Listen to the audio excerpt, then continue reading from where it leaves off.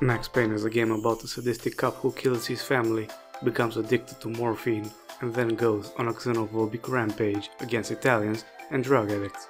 Hey, wait a minute, that's not right.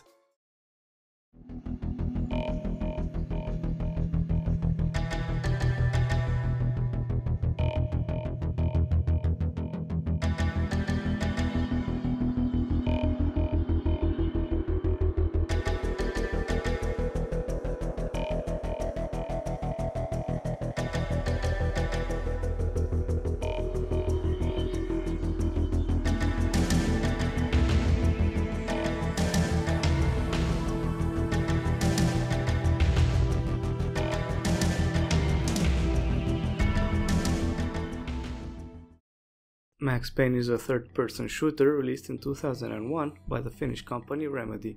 Nowadays, they're known for strong narrative-driven titles such as the Max Payne series, Alan Wake and Control. But back then, the company actually had only one game under their belt called Death Rally. The top-down racing game developed a sort of a cult hit status when it released in 1995. Now, with this little introduction in mind, let's imagine the following scenario.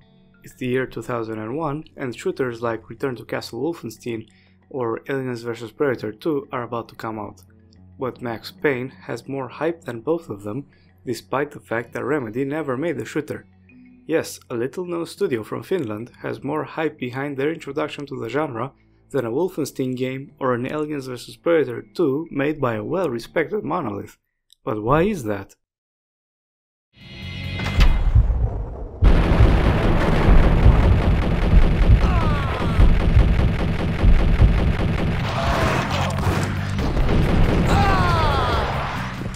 The hype was definitely real when we were told that this was the first game we could slow down the time so much that we could see the bullets. So less than 2 years after The Matrix blew our minds, we were promised to finally get to experience it, and the excitement was predictably off the charts. After all, The Matrix Reloaded didn't really get to sour us yet.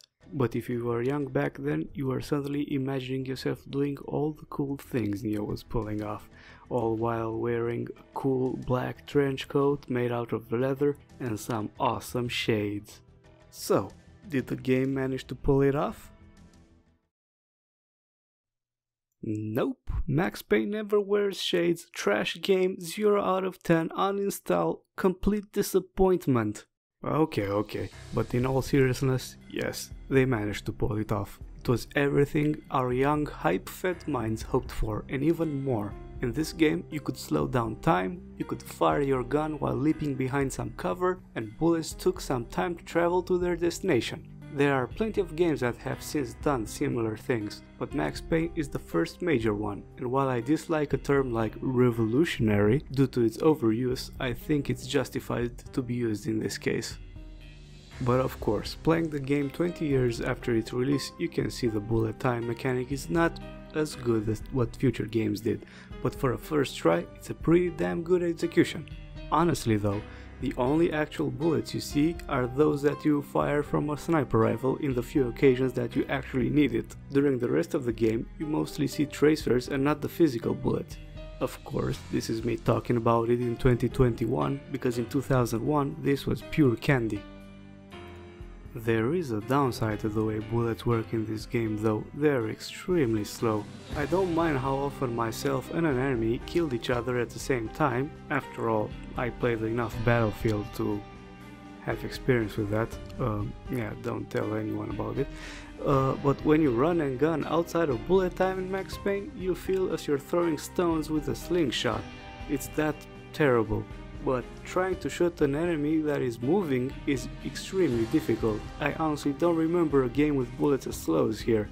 This becomes very obvious when fighting in large arenas or worse against enemies using a shotgun, because that gun can easily kill you even if you have lots of health after you accidentally run into the path of a shot fired over a second ago. When that happens, you go from full health to dead or close to it in a split second. Hey man, if I really wanted to die without having any idea what's going on, I could just hop in CSGO and play competitive against some Russians or something. Enough negativity for a moment. shoot dodge is the real moneymaker in this game, and it feels just as cool as it looked in the pre-release screenshots. If you play your cards right, you can make minced meat out of your opponents while protecting yourself. Unfortunately, there is a downside to its implementation, the end of it. The character gets up right after landing on the ground, and during that animation you can't shoot at all. If this doesn't sound bad, just you wait until you try it with a shotgun, because right after landing you are a sitting duck. You kinda can cheat a bit by shooting right before shoot dodging for a quick double shot, but if you don't kill your enemy, you're screwed anyway, so thank God for quick load, I guess. I know, now it sounds like I'm negative and I don't like the game and I'm just this boomer ranting for the algorithm's sake so I can get a million likes and dislikes and comments and whatnot, but nope, in reality I really do like the game. I do like the bullet time mechanics. Actually, if you were to think of it, if someone were to release a carbon copy of the way Max Payne handles bullet time, it would be a very solid game gameplay wise. It's surprisingly how little it aged in this sense, even if there are better examples later on. The arsenal available to Max has a bit of everything. You've got your Berettas, you got your Desert Eagles, you got a pump action shotgun, a sawed-off shotgun, an automatic shotgun, an Ingram, an M4, grenade launcher, a sniper rifle, a separate grenade, and Molotov, oh, and a baseball bat. It's a decent selection if you ask me, and with some exceptions, all guns have their uses in certain situations. You need to kill a couple of guys, pull out the Berettas. Need to kill even more and quicker? The Ingrams will help you out. You're in a tight hallway and want to wreck someone's shit, a shotgun will do. Is the enemy tougher? Well, the jackhammer is there for you. You can use Desert Eagle when the opponents are further away and you need some accuracy, or you can use the sniper rifle later in the game. It's not like you often have use for it anyway. But the king of the game is by far the M4. Once you get your hands on it, you pray you never run out of ammo, because it does everything other guns do, but better. You can clear entire rooms with ease and overall it's a delight to use. Unfortunately, it makes most guns obsolete, but considering it's towards the later part of the story, it kinda makes sense, you have the best gun out there. But the game doesn't really let you use whatever guns you want all the time, because you tend to run out of ammo really fast. Resource management isn't the thing you talk about when discussing Max Payne, but it's quite present in this one. Of course I say this as I was making it very hard for myself by avoiding the shotgun almost at all times, because I really like shoot dodging more than, you know, the handicap I mentioned earlier. One aspect about shooting that took me by surprise a little bit was the weapon inaccuracy. I was used to Max Payne 3's extremely accurate weapons, and when I saw how much spread all the guns, the pistols, the Uzis, even the M4 rifle had, it was quite jarring, to be honest. I got used to it in the end, but there's that. But if I think about it, there's also a disadvantage to have the weapons as accurate as Max Payne 3, because it turns the fights from chaotic messes with bullets flying everywhere into something more similar to a point-and-click adventure or a sort of puzzle game like Hotline Miami could turn out to be, especially the second one. God bless those games. Another resource you have to manage is your health, and more precisely, your healing items. Well, instead of using the classical medkits that you could find all over the place in the games of that era, Max Payne, you have to find painkillers. Well, that sounds very kid-friendly, right? You have to get drugged all the time? Okay. There are a couple of reasons why you need to be careful of these supplies. Firstly, the game is quite punishing. You can die very easily in combat. And when you need to fully heal, it takes half of your maximum capacity. So yeah, you really need to hunt those pills. More so, the healing is not instantaneous, it's over time, so if you're in the middle of combat, you have no chance of surviving if you're not careful. Though it's quite amusing to see the depths shooters went through in 10 years. In Wolfenstein, players had to hunt for very delicious lunches in order to heal themselves. In Max Payne, you have to play as a deranged Dr. House who's hunting for his next Vicodin kick while killing everyone in his way. But do you remember when I said earlier that the game was everything our younger selves hoped and even more? Well, to be honest, as good as the gameplay is, it's not what made it a memorable game. In fact, the game's strongest point is in the writing, just as Remedy intended during its development. Sam Lake's writing style, while being the inspiration for a lot of angsty teenagers in the early 2000s, has a very distinct character to it, and the neo-noir story he puts on paper for the story worked out perfectly. The story itself is pretty simple. A cop returns home, finds his wife and child murdered by drug addicts hooked on the hottest stuff on the streets, then transfers to DEA to get to the bottom of it, goes undercover, gets ousted and his partner killed, starts a rampage against the Italian mafia that was pushing the stuff on the streets, then slowly starts climbing up the ladder of a conspiracy involving a Freemason Illuminati just to uncover the very company that killed his family. You know, a regular New Yorker's week. All of a sudden it read like a crackpot conspiracy theory. It's basic and not very memorable in of itself, but a good story doesn't really need a complex structure with a ton of creative twists and turns in order to work after all. What makes this work is the entire writing within that story, with plenty of metaphors, parallels, observational remarks made by Max, and so on. It's the compelling writing that draws you in and sticks in your head. I could remember that shitty Niagara jokes for years. Niagara, as in you cry a lot? And this is just one example of the success Sam Lake achieved with his work. The presentation of the story is made mostly through comic book style images with sounds and voiceover to give more of an impact. The quality of the drawing is quite impressive actually, and really does serve the tone of the atmosphere. This is a very good example of a choice forced by technical limitations that act as a very good artistic choice as well. Back then, the in-game animations were a quite poor choice if you wanted to create an immersive story, and if you watch the few in-game dialogues, you can see just how bad it ages. Instead, by going the comic book route, the artists had way more flexibility in how they presented the story and its characters. Frankly, these still look good to this day, and the work James McCaffrey does voicing Max is really adding to the enjoyment of watching them, even if sometimes his tone is in direct contradiction with the drawings shown on the screen. Me and the boys have been talking and everyone's real sorry. They'll never do it again. Like taking candy from a baby. I'm easy, as long as you don't try to slip me a Mickey. You're killing me. Did you make that up yourselves or you get some wino downstairs to come up with it? This is in part caused by the cast of actors that they use for the photos they based the images on, all of them being in fact Remedy employees and not real actors. Max Payne himself is, for example, played by Sam Lake, and boy oh boy did he enjoy the experience. The times the brooding voice of James McCaffrey is juxtaposed with Sam Lake pulling off some goofy poses are too many to count, and it leads to unintentional hilarity in what's supposed to be a quite grim story. In a different twist, the person who portrayed the main antagonist was Sam Lake's mother, which probably is explained by some very awkward Christmas dinners they've had in the past. Yikes. These choices were obviously determined by a low budget, and I guess it's part of the game's charm. What isn't as charming is when all enemies in the game are shouting at you with Italian mobster accents, regardless if they're Russians or high-tech security company agents. But hey, you can't have it all, right? Ah, come on, I just have to be negative for a second, give me a break.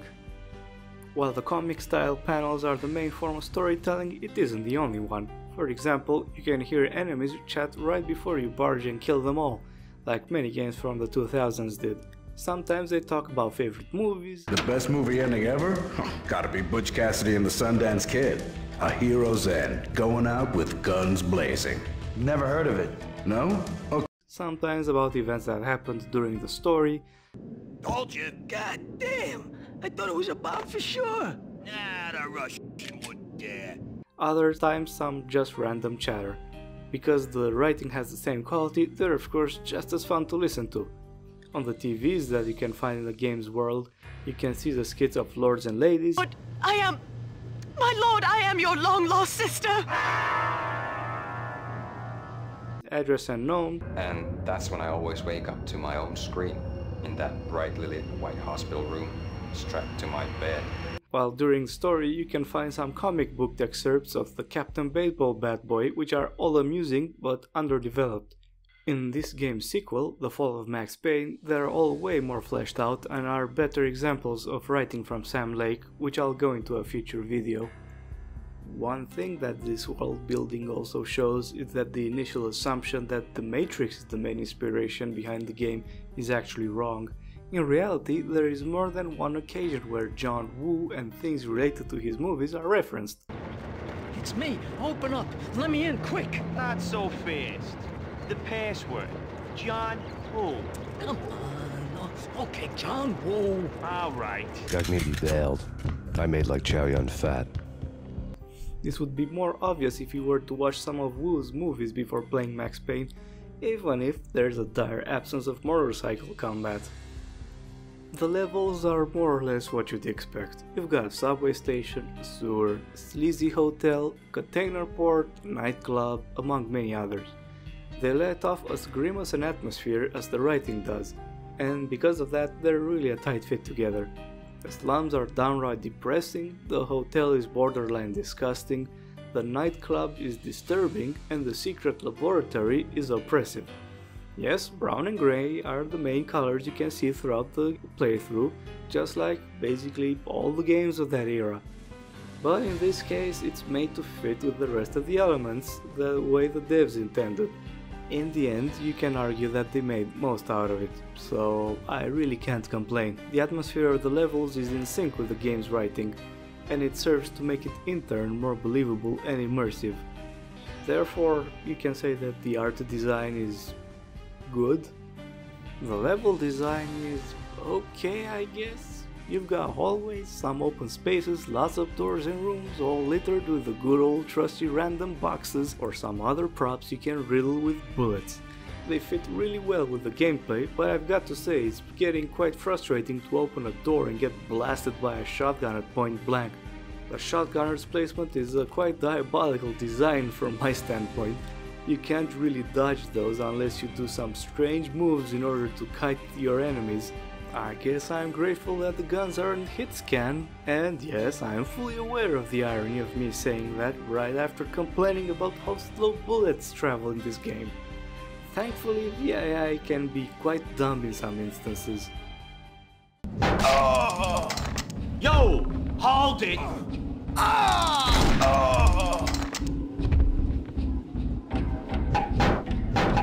It's Payne! Hey!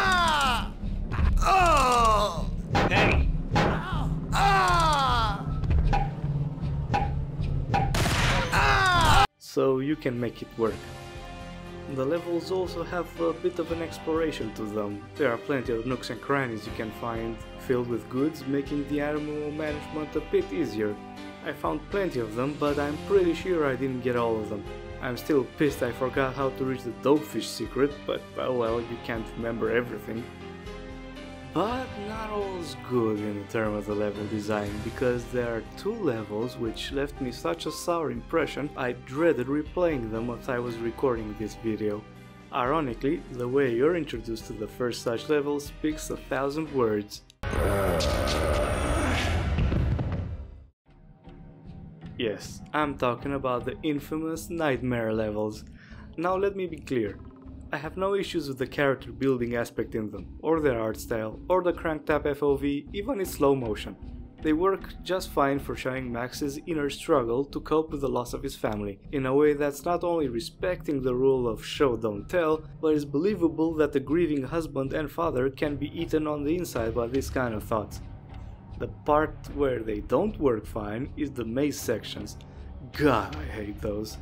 While that would be bad in of itself, they come attached with an awkward platforming section, which only serves to frustrate you. The controls for jumps and rolls aren't very precise in this game, and to make matters worse, you can keep sliding up these thin veins to your death. In the end, what could have been a very interesting way to switch things up turns into something that the player can't wait to get over it, which is a shame because there clearly has been some good effort into making this work for the overall story. Oh well. All in all, is it worth playing Max Payne in 2021? I would say yes, but I was quite surprised to see the game's full price on Steam right now is $10. It's a good game, don't get me wrong, but it's 20 years old and quite short from start to finish. And sure, you have time attack and higher difficulty modes that you unlock after finishing the game for the first time, but frankly, I never was interested in doing that, not even in my younger days, when I had no internet and little to do with my spare time. I got it on a quite big discount with $3.50 during the winter sales, and frankly, at that price I consider it a steal for what it offers. Mind you that you also need to install a community patch that fixes some issues and resolves some compatibility problems with modern systems. But once you do it, you're good to go. I've had a couple of freezes which made recording quite a hassle, but considering I didn't need to use an emulator or god knows what kind of third-party software like other games do, I'm quite happy. Even if sometimes the textures looked quite wonky because of the upscaling they used, but you know. Overall, it's a quite good game to try out. If you've only played Max Payne 3, it's certainly a good way to look at the origins of the series, while nostalgics such as myself can re-experience a game that still holds up well the way it is now. It's not ideal that you need to install a separate patch to make it work, but I'd rather have that than some shitty remaster that erases the original version and adds a ton of more issues into the mix like Warcraft 3 Reforged did. That being said, thanks for watching, and I hope I did enough of a good job for my first video, and next time I'll go into Max Payne 2. Until then, cheers!